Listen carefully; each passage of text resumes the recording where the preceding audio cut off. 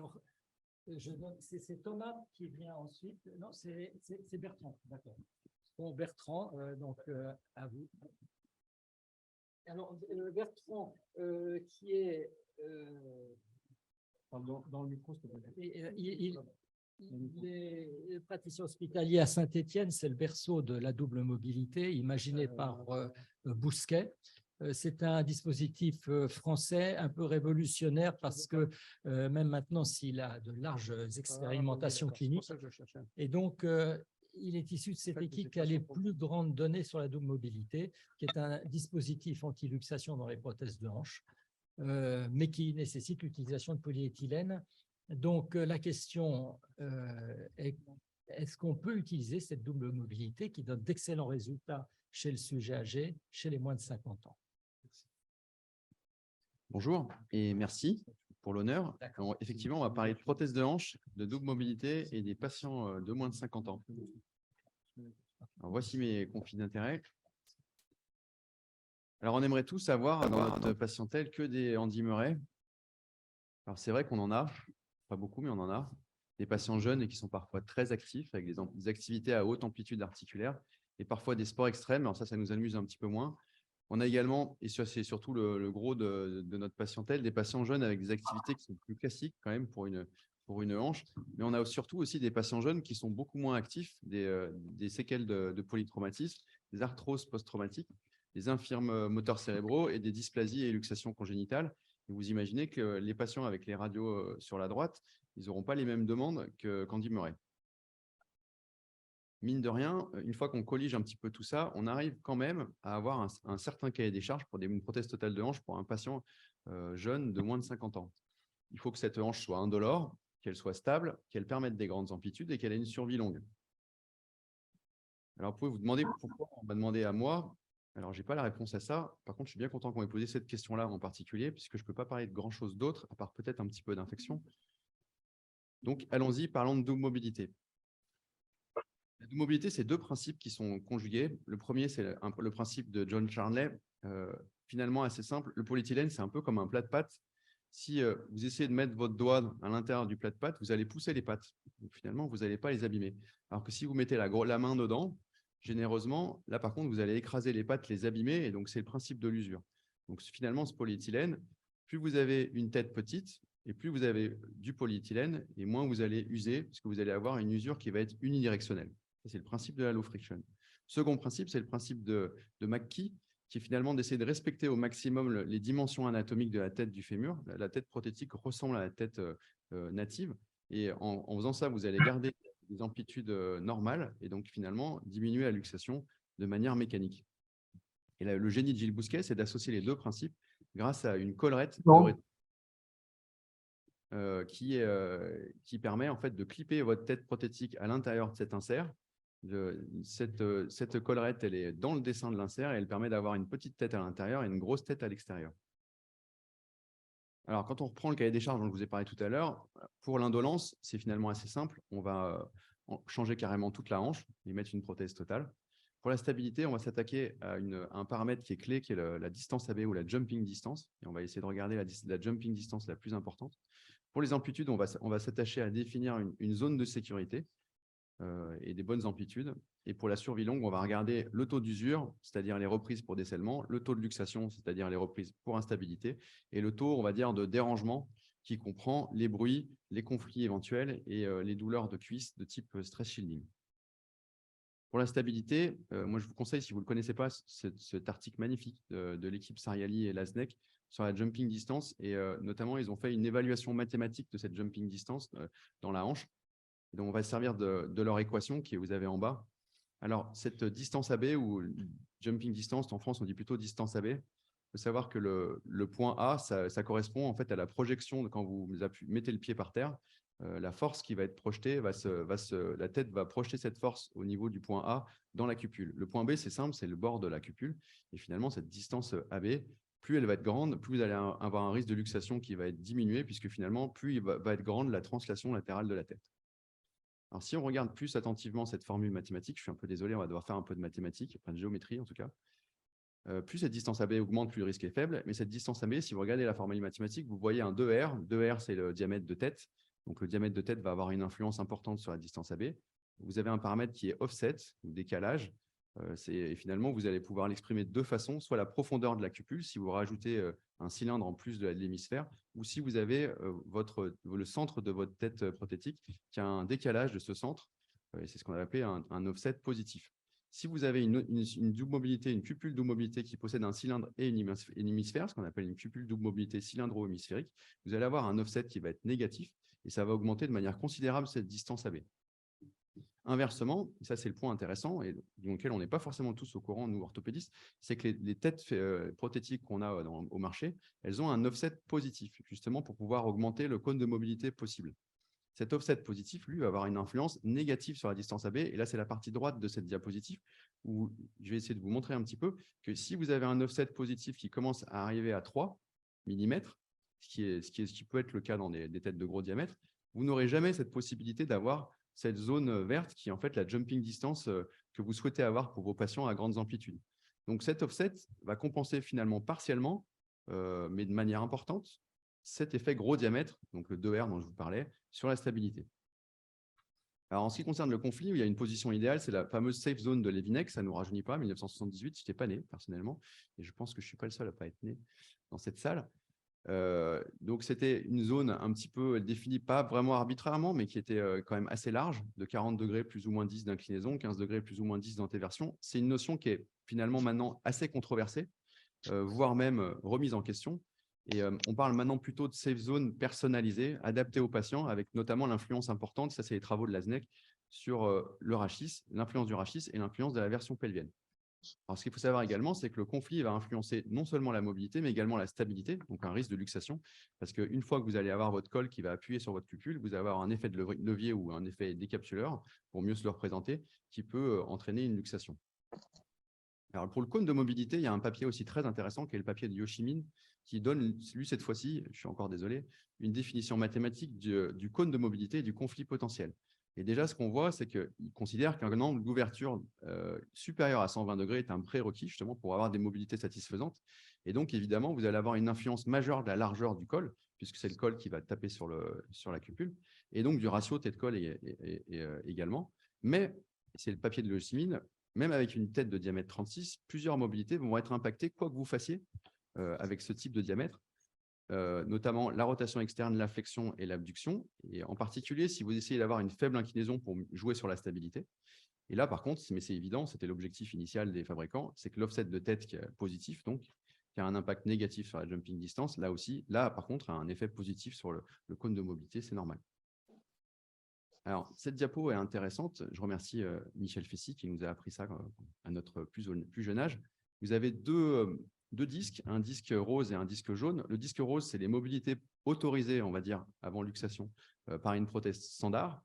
Et le disque jaune, c'est les mobilités autorisées par une prothèse double mobilité. Et ce que vous voyez, c'est que le disque rose ne comprend pas toutes les mobilités possibles. En vert, vous avez la courbe des mobilités d'un sujet normal et en rouge, vous avez les mobilités d'un sujet entraîné, c'est-à-dire quelqu'un qui va travailler particulièrement sur sa souplesse, par exemple un prof de yoga. Et par contre, la double mobilité va inclure complètement toutes ces mobilités, même les mobilités extrêmes. C'est les fameuses mobilités dont je vous ai parlé tout à l'heure, la flexion, la rotation externe et l'abduction. Donc, avec la double mobilité, tout ce cône de mobilité est possible, même pour les amplitudes extrêmes, donc pour tous les patients qui vont faire des sports extrêmes ou des sports à grandes amplitudes. L'alternative, le gold standard, diraient même certains, c'est le coupe céramique-céramique. Alors, ce qu'il faut savoir, c'est que le coupe céramique-céramique, ce n'est pas non plus la panacée. Il y a un risque de fracture. Alors, actuellement, plus vraiment des fractures de tête, mais plutôt des fractures d'insert, qui sont des fois pas forcément faciles à diagnostiquer.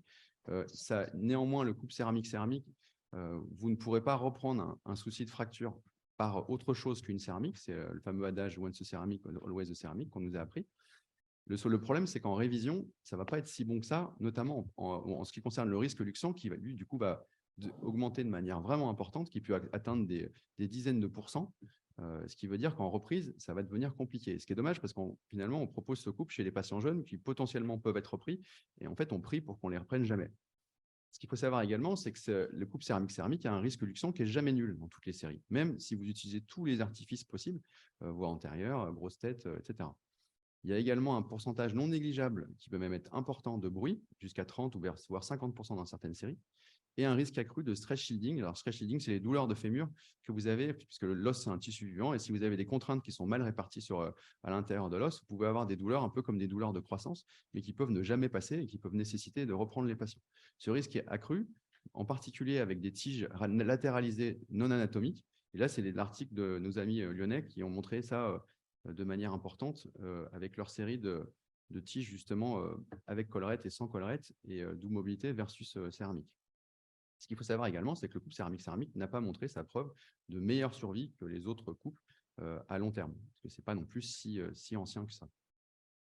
Alors finalement, ce qui va être le nerf de la discussion, ça va être l'usure du polyéthylène, c'est ce que disait Philippe Massin tout à l'heure, et la survie de cette doux mobilité à long terme.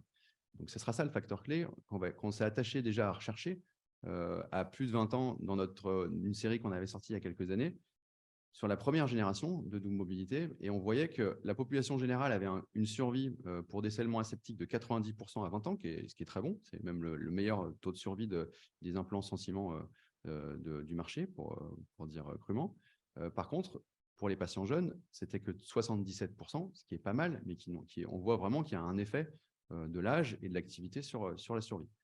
On s'est attaché à essayer de trouver la même chose sur la dernière génération de mobilité. Alors, ce qu'il faut savoir, c'est que ce n'est pas si ancien que ça. Donc, on n'a que des données à 10 ans. On aura bientôt des données à 15 ans, mais ça va vraiment être là que ça va être intéressant. Donc, ce papier qu'on a sorti cette année sur 91 hanches, et du coup, une survie à 10 ans qui est de quasiment 99% et qui est largement équivalente à ce que vous pouvez avoir avec une prothèse céramique-céramique. Alors, pourquoi ces améliorations? Pourquoi cette meilleure survie des implants de dernière génération? Tout simplement parce que ce n'est plus le même polyéthylène. C'est-à-dire qu'au départ, c'était même du polyéthylène à haute densité, quasiment ce que vous avez dans les bouteilles en plastique dans la salle. Et petit à petit, ce polyéthylène est devenu de plus en plus réticulé, un maillage de plus en plus intéressant, un conditionnement qui a été fait sous vide pour éviter justement les oxydations du polymère lors de la stérilisation, un état de surface optimisé, des dimensions également qui ont été améliorées pour que l'insert puisse bouger de manière plus adaptée dans le corps humain.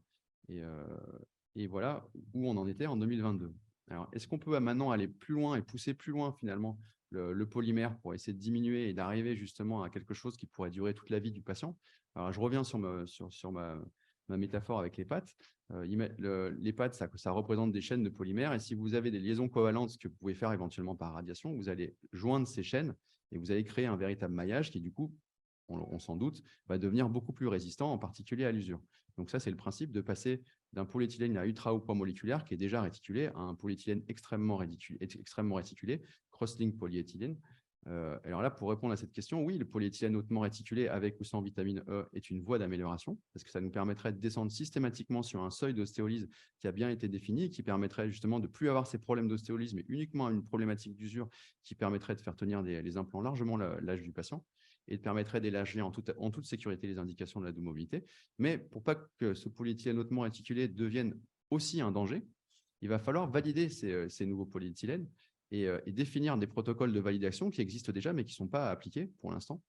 Et finalement, être raisonnable, parce qu'on ne cherche pas à avoir une usure nulle. Ce qu'on veut, c'est d'avoir une diminution raisonnable et être en dessous de ce seuil d'ostéolyse. Parce que ce qu'il faut savoir, c'est que c'est toujours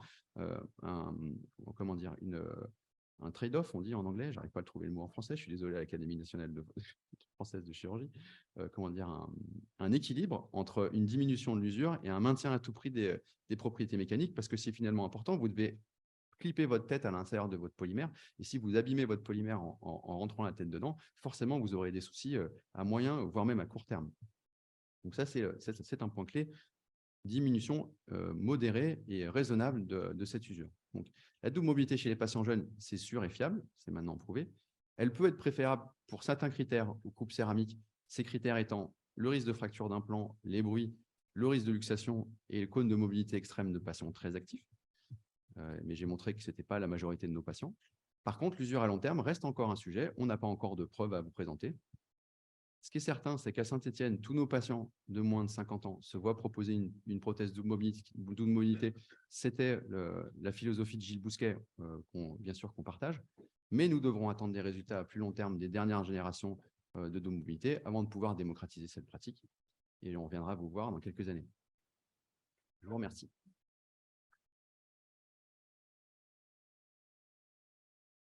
Bon, merci Bertrand pour ce exposé très clair. est intéressant. Est-ce que d'abord, il y a des questions dans la salle? Laurent Sevel. Je vais défendre, je pense, la céramique. Ouais, non, je ne vais pas dire ça. Je vais demander s'il laisse ses patients jeunes faire du sport sans limitation. Oui, oui, bien sûr, c'est le prérequis. C'est-à-dire qu'en fait, nous, au départ, on va dire, je vais dire la jeune génération, même si j'espère que Frédéric n'écoute pas, par raison.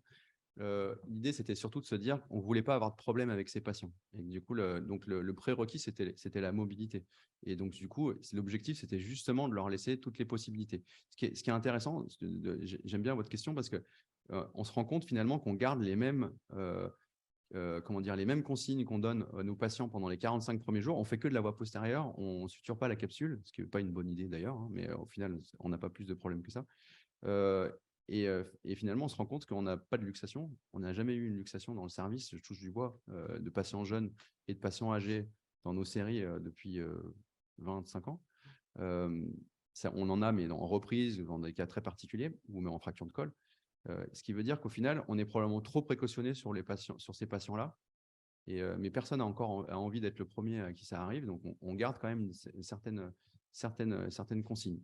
Mais c'est uniquement les 6 premières semaines. C'est-à-dire qu'à 6 semaines, je dis à tous mes patients, et mes collègues le font pareil, de la même façon, vous pouvez faire le grand écart, vous pouvez aller faire du ski, vous pouvez faire de l'enduro, des sports violents. Au contraire, plus vous en ferez, mieux ça ira. Et si jamais un jour on doit être amené à changer votre prothèse, il y a aussi des pièces de changement. On peut changer les pneus à l'intérieur de votre hanche. Et quand ça nous arrive à le faire, c'est des chirurgies qu'on peut largement faire en ambulatoire. Et ce qu'il faut juste, par contre, et ça, c'est ce qu'on s'impose de manière très stricte, c'est de revoir systématiquement nos patients, encore plus nos patients jeunes, ce qui n'est pas facile parce qu'ils partent, ils vont ailleurs, ils se baladent. C'est un peu l'objectif. Et on essaye de les revoir de manière systématique tous les 2 ans pour être sûr de ne pas avoir perdu de vue, justement pour ne pas arriver dans des situations catastrophiques où l'ostéolyse se sera développée et de devoir mettre des armatures complexes à ces patients. Et je rappelle, hein, je vais me faire engueuler par certains qui trouvent qu'on n'est pas assez avocat de la double mobilité, mais on a besoin quand même nous qui sommes la jeune génération, même si maintenant je commence à être plus la moyenne génération, je ne sais plus comment on peut appeler ça. Et du coup, on a besoin quand même de garder la tête froide et d'être aussi conscient des possibilités d'avoir à reprendre nos patients. Et c'est pour ça on va dire que Saint-Étienne, on se considère comme centre pilote vu que ça a été développé ici. Et notre expérience servira aux autres. Et c'est uniquement à la fin de cette expérience, quand on aura dépassé largement les 15 ans de la dernière génération, qu'on pourra se permettre de dire mettez des doubles mobilités à tout le monde.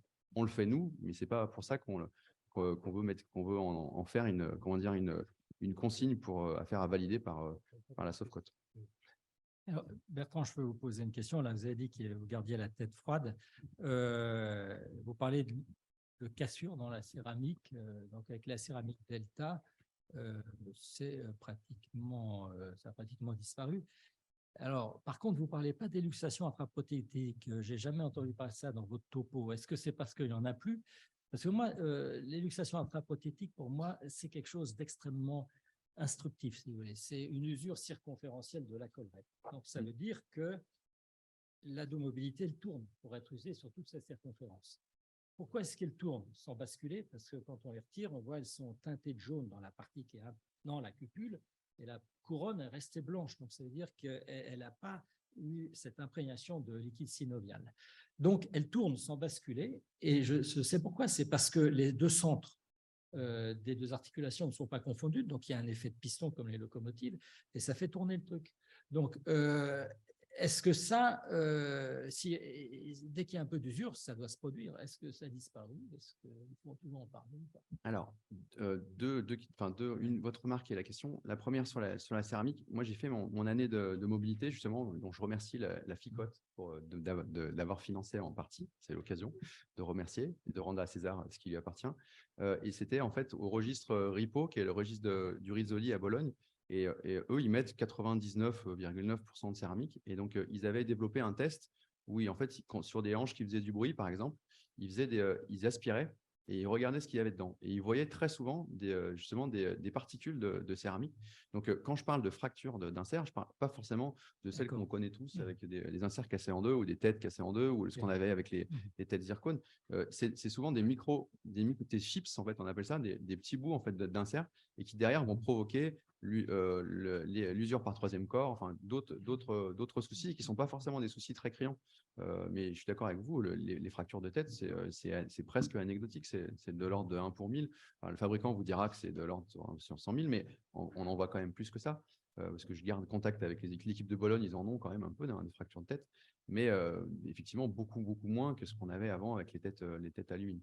La question, c'était sur la luxation intraprothétique. Justement, vous y avez en partie répondu, c'est-à-dire que c'est passionnant le sujet de la luxation intraprothétique et 15 minutes, j'avais peur de ne pas tenir trop. J'en parle tout le temps, plus de la luxation intraprothétique, ou même moi, ça commence un peu à me passer. En fait, ce qui se passe, c'est qu'on n'en a quasi plus, on n'en a plus d'ailleurs. Depuis 2000, sur les prothèses posées depuis 2000, on n'a pas eu une seule luxation intraprothétique. Donc là, on est à 22 ans. Avant, on en avait, sur certaines séries, on allait jusqu'à 7% de luxation intraprothétique dans les 10 premières années. Donc, c'est vraiment une complication qui ne vont pas dire aussi qu'elle a disparu, mais je l'inclus dans la problématique de l'usure, parce que finalement, on se retrouve à changer l'insert. Et alors, on voit par contre des luxations intraprothétiques sur des échecs de réduction de luxation. Ça, c'est vraiment quelque chose qu'on essaye de faire sur les dernières années, d'expliquer notamment aux Nord-Américains qu'une prothèse double mobilité qui se luxe, ça peut arriver en reprise, et ils en mettent surtout en reprise, les Américains, et qu'à ce moment-là, quand la prothèse se luxe, il faut absolument endormir le patient et donc faire sous anesthésie générale la réduction, et pas faire comme ce qu'ils font avec les prothèses de type Charney où on y arrive relativement facilement à les réduire. Là, on a un risque en fait de décapsuler, c'est ce que je parlais tout à l'heure, de décapsuler complètement l'insert en essayant de le réduire à la sauvage, on va dire. Et du coup, là, on fabrique une luxation intraprothétique. Et ça, même avec une prothèse toute neuve, hein, c'est la force qu'on a. Et j'ai vu justement, on peut avoir même des gens qui ne sont pas très puissants physiquement, dans les mauvaises conditions, un patient qui est complètement tendu, et enfin, on peut le comprendre, ça pose des soucis derrière. Alors, tu gagnes, Marie. Une question, une réponse courte pour Gagné. Laurent. Pardon. Une question que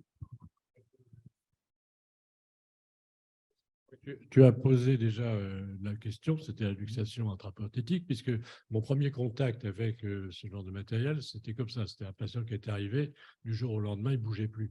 La deuxième question, c'est, dans les luxations intraprothétiques, j'en ai vu une récemment, il y a une métallose terrible qui s'installe, parce que vous avez un frottement céramique sur métal, et ça, ce n'est pas du tout le genre j'ouvre, je change la pièce, et puis c'est fini. Hein. On est dans la grande métallose redoutable avec destruction des muscles, enfin, donc des conséquences énormes. Bon, je ne vais pas parler du tout du groupe céramique, mais bon, à un certain âge jeune, et on a publié je ne sais combien de papiers là-dessus, c'est quand même un super truc. Et je peux vous le dire, parce que moi, en 78, je mettais les premières. Hein.